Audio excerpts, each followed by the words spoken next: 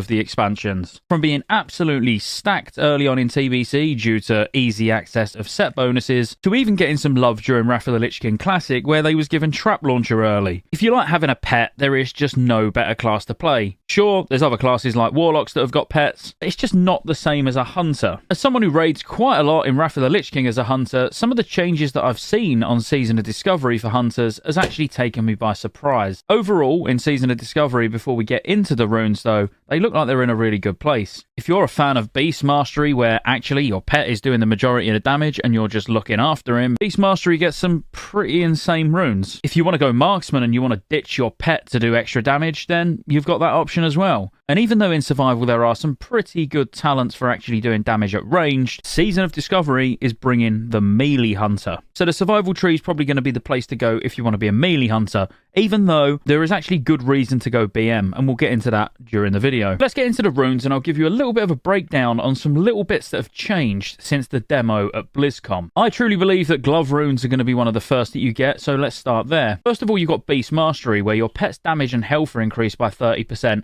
and its focus regeneration by 80%.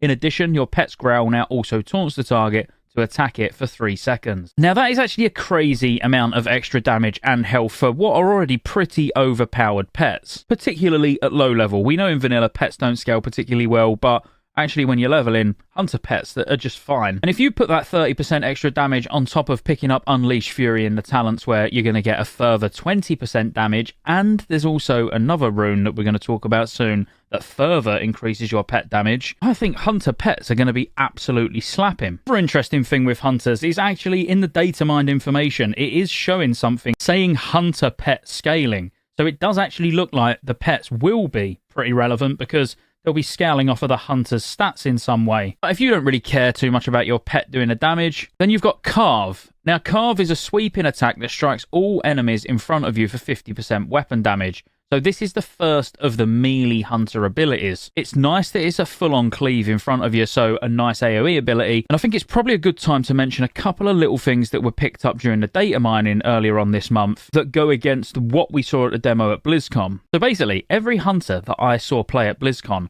all for some reason instantly went for the Melee Hunter option. And it's because it's new, I totally get it. But I think Blizzard very quickly saw how weak it was even during those short demos. Because what they've actually gone ahead and done, assuming this all makes it into live, is the Raptor Strike cooldown has been cut in half. So ordinarily it's 6 seconds, but now it's going to be 3 seconds. And that's going to be an important